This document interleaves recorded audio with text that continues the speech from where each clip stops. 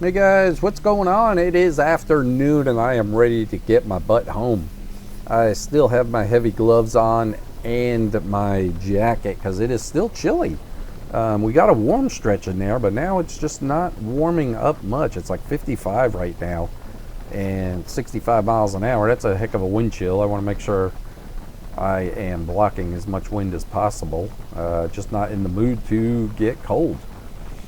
But yeah, so past couple videos, if you have not watched them, I got to get my video edited for the air intake modifications with the Dremel tool. The other one is we're going to take the muffler off of this, use the stock one and modify it. The guy has built many for motorcycles, go-karts, trucks, all sorts of stuff. He said he could probably do something with it, give it a nice sound. And probably going to put a nice 2-inch chrome tip on the end of it, weld that right on it.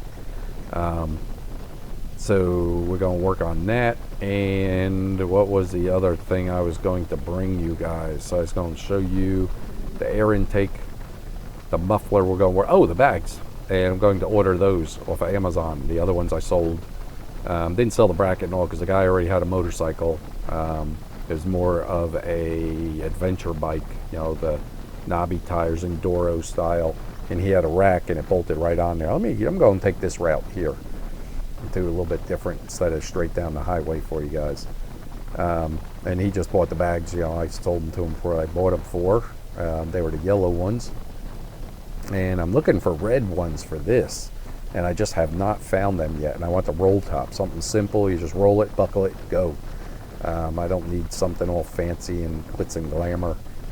Red would be cool. Red and black maybe would match the bike, or I'll just do straight black. Either or, not a big deal. Let me see if I get through this light so I don't bore you guys too long. I do have a red light, but let me see here. It may not last that long.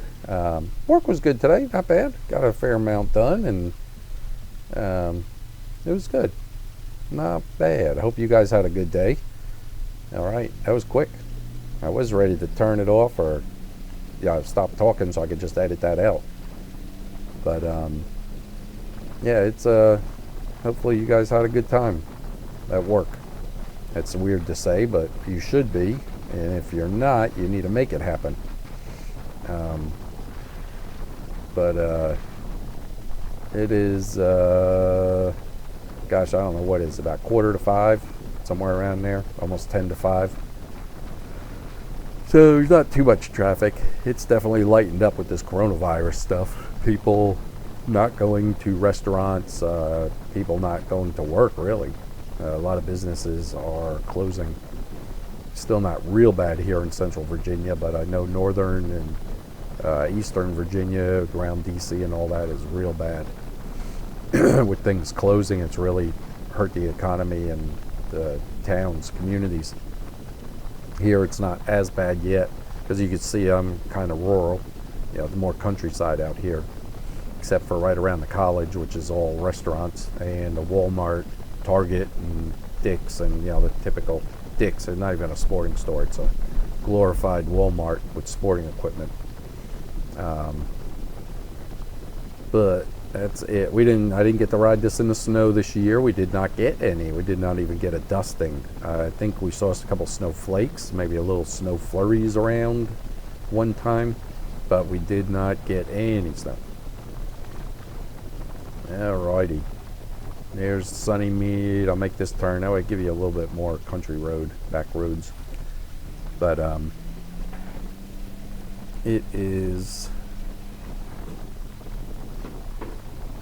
This road isn't too bad. I've gotten used to it. I remember earlier videos that it was real twitchy, where it would move around and get the bike a little crooked. Not crooked, but push it side to side.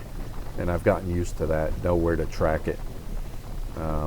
Somebody mentioned in the comments, I don't have his name right on the top of my head, but that they adjusted the rear spring, tightened the coil up a little bit more, and it took that out of it. So I'm going to grab a wrench, I forget what kind of wrench that's called, and tighten that up and see how that works. And I've also noticed if you let the air pressure go down a little bit, it's supposed to be like 28 in the rear wheel. If it drops down to around 25, 24, I've let it go down to even, it will, you can feel it real squishy and it wants to track even worse. So you really got to watch the air pressure on these things. You know, keep the 25 in the front and I think 28 in the rear. So I do that at least once a week. And with the temperatures changing like they do now, with the cold in the morning and warmer in the afternoon, it really messes with it. So, but I try not to overinflate them at all. That way, during the coming ride home when it's warmer, you don't want to have them really, really overinflated when they heat up. So during the winter, it's pretty much, you know, a standard or a steady temperature. All right, we got 45 here, so I got to slow down a little bit.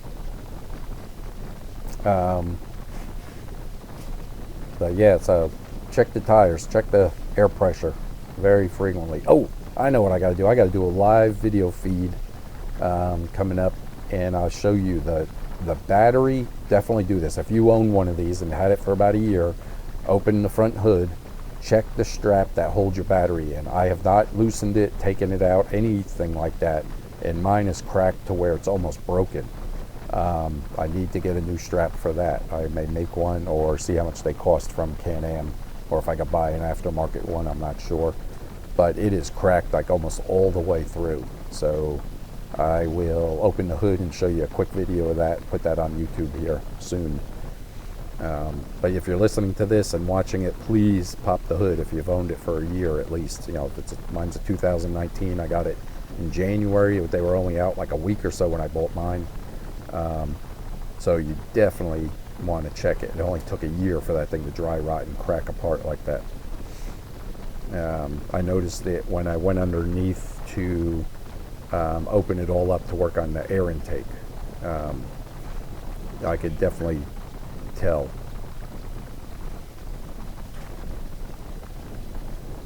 But that's it. Yeah, no traffic on this road. This is cool.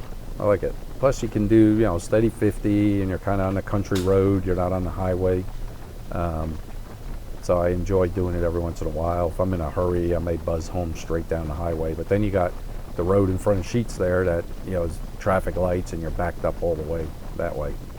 So it's one way or the other. I mean, you know, give or take. I kind of like this way better. During the winter, you have to watch with deer because, I mean, you see all the woods everywhere. So deer do jump out. Rabbits, a rabbit will jack up your radiator, let me tell you. And that's that's just the nature of this thing. It's so low in the front. Even a rabbit or a, I don't know, squirrel running across, if it happens to jump or be higher than normal, it is going to bust your radiator real bad. The very bottom of my radiator, like the fins, the bottom inch of it, you can see little dings and all from stones. So I may actually, I've seen a few guys that put a makeshift stone guard on the very front. It's more like a mesh. So I may do something like that just to protect it from stones, because I could see the little dings in it already. May get a screwdriver and try to straighten the fins out a little bit and then put that stone guard in there. I may not color it or nothing like that. You know, don't want to do anything like that. But I may put one in there just to protect it. They ain't gonna protect you against an animal if you hit one, like I said, a rabbit, raccoon, squirrel, possum, or something. Some big cities, you may not have to worry about that. You may have to watch out for dogs and cats. Here is more little, the rabbits especially in the morning. For some reason, they jump out right when you're getting to them, and they're nuts. Same with squirrels. Everybody knows that. They come out in the road and they run around in circles, get all panicked. So you got to watch that. That'll mess up your front end. I've made it over some animals in the road that have been hit already, and luckily I leave enough distance from myself to the car in front of me to where I'm able to separate it between the front wheel, inside of the front wheel, and the back wheel, and I'm safe that way. But that is it. This is a very pleasurable ride home. I've enjoyed this. Thanks for joining me. Now, I'm not ending the video, but I'm just telling you, thanks for joining me. It's been pleasurable. Not a lot of traffic, no problems. I do notice, hold on a second, let me concentrate on this here. I don't want to make sure no cars are coming, everything's clear. Let it go here. But yeah, I've noticed that people will try you on this. You know, they'll, even in cars, they'll come up next to you and try you to see, you know, what you'll do, or what, you know, they want to see what you can do, I guess. And I'm like, first of all, I'm not going to get in trouble just to impress you or show you what it can do. If you want to meet somewhere, you want to drive it in a parking lot, you're more than welcome to drive it. I don't care. I'm not like that, you know, where nobody's allowed to drive it or touch it or whatever. No, heck no. You know, take it for a ride, especially if I knew people around here, Lynchburg, that were going to buy one. You want to test drive mine? Go ahead. I don't care. You know, before you buy it, invest in it. I wish I had somebody to let me do that. All right. I'll talk to you guys later.